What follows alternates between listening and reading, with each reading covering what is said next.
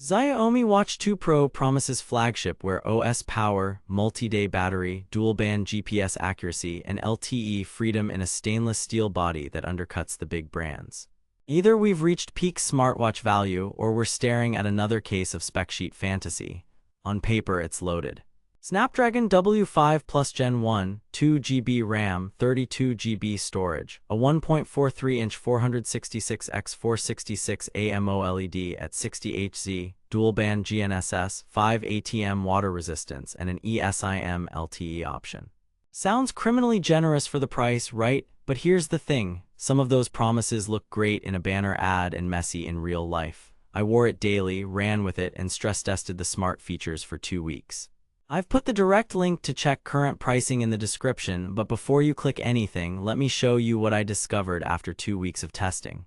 Here's what the Watch 2 Pro claims to do, straight from the marketing playbook and spec sheets. Flagship-level performance with Snapdragon W5 Plus and 2GB RAM for buttery smooth Wear OS. Up to 65 hours of battery life with robust health tracking and dual-band GPS. LTE eSIM for calls and messages without your phone. Plus Google Wallet and Assistant. Premium stainless steel build with accurate fitness, sleep, and even body composition insights. Sounds impressive, right? Pretty bold claims, but here's where things get interesting. Reality check. They claim up to 65 hours of battery. What you actually get is roughly 24-36 hours with always-on display and normal notifications, and about 36-48 hours with AOD off and light use. Here's why that 1.43-inch 60Hz AMOLED plus Snapdragon W5 Plus is efficient for Wear OS, but Wear OS still runs real apps, syncs data, and keeps sensors active. In my testing, a 1-hour outdoor run with dual-band GPS and offline music cost 12–15%. A 10 km run without music used around 6–8%. If you try to keep LTE connected or hammer turn-by-turn maps, the battery melts faster. Let's be real here. The math for 65 hours only works with AOD off, LTE off, limited workouts, and minimal app use. They claim dual-band GNSS accuracy. What you actually get is solid, above-average tracking that holds lock quickly and mostly sticks to the road, but it still softens corners near tall buildings and can drift a bit under tree cover. Evidence, compared to a Garmin multiband route and a Galaxy Watch 6 Classic on the same runs, Xiaomi's track was within 2–3% distance and looked cleaner than single-band watches, but not ironclad around glass canyons. They claim advanced health and body composition. Reality check, continuous heart rate, and SpO2 are fine for daily trends and steady-state runs, but high-intensity intervals show lag and overshoot. Sleep staging is okay on easy nights and inconsistent when you're restless.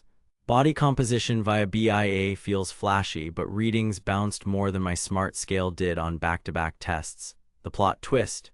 Wrist-based BIA is super sensitive to hydration, posture, and electrode contact. It's more of a directional indicator than a reliable metric. They claim LTE independence with eSIM. What you actually get is region-specific support, spotty carrier compatibility, and notable battery hit when you lean on cellular. I dug deeper through carrier lists and user forums. In Europe, more carriers play nice. In the US, this watch is often an import and many carriers won't activate the eSIM. Calls sound clear enough on wrist, but an hour of LTE navigation or streaming can chew 25–30%. They claim Google Wallet and Assistant. Here's where things get interesting. After updates in 2024, Assistant and Wallet arrived in many regions, but rollouts vary. If your region doesn't support Google Wallet on this device, you're stuck waiting or using the phone. If it does, Tap to Pay works as expected. Assistant now feels responsive thanks to that chipset, but it wasn't universal at launch and some listings still ship older firmware. Performance claims are largely true. Snapdragon W5 Plus with 2GB RAM makes this one of the smoother Wear OS watches I've used. Apps install quickly, animations are mostly fluid, and the crown haptics feel premium. But wait, there's more. MIUI watch tweaks can produce occasional notification quirks and duplicated alerts until you tune app permissions. Not a deal breaker, just a setup tax. Battery life. With mixed-use AOD on, 80–120 notifications, 2 30-minute GPS workouts, Wi-Fi on, wallet enabled, I averaged about 30–32 hours. Switching off AOD and keeping workouts short got me to roughly 42 hours. LTE days were rougher. A 20-minute call plus a 45-minute map session knocked out over 30%. Charging from near empty to full took about 90-110 minutes on the magnetic pogo dock. GPS and fitness. Dual-band GNSS acquires quickly and keeps lock on city runs. On a tough urban route with underpasses, it cut one corner and added around 0.12 km over 8 km compared to a Garmin dual-band baseline.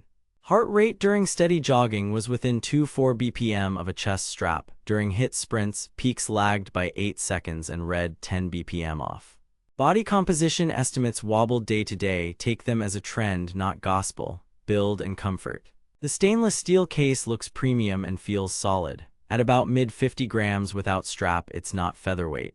Smaller wrists may find the 46mm footprint chunky. The stock fluoroelastomer band is comfy but picks up lint. Good news, standard 22mm lugs mean easy strap upgrades. The glass is not sapphire. After 2 weeks, I had a couple of faint hairlines. Screen protectors are a smart move. Buttons are clicky, crown haptics are satisfying, and 5 ATM is pool safe. Smart features and apps.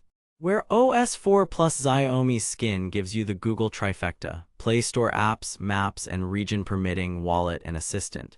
Music storage uses that generous 32 GB. Phone call quality on Bluetooth is fine. LTE calls are clear when supported. Here's what nobody tells you. Some Amazon listings are third-party imports. That can mean limited warranty, LTE incompatibility with your carrier, or missing regional features until you update. Also, review sections can be a tech roulette of mixed model variants. Read the most recent, verified reviews only. Recommendation: buy with caution. If you want flagship Wear OS performance, dual-band GPS, generous storage, and a classy stainless look without paying Galaxy Watch Classic money, this is compelling.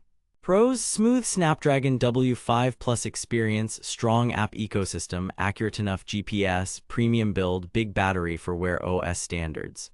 Cons: true multi-day battery requires compromises. LTE is region-limited and power-hungry. Health metrics are good but not best-in-class, and Amazon imports may lack full warranty or carrier support. Worth it if the price undercuts Samsung's comparable models by a meaningful margin and you're okay living mostly on Bluetooth. Skip this unless you verify carrier support and region features. Stay savvy out there. Thanks for watching. If this review saved you from wasting money or helped you find something actually worth buying, I've put the link to check current pricing and read more reviews in the description. And hey, if you do decide to buy through my link, it helps fund these investigations without costing you extra. Drop your questions below, tell me what watch you want me to stress test next, and keep an eye out for my deep dive comparing this to the Galaxy Watch 6 Classic and TicWatch Pro 5. This is Tech Truth Serum signing off.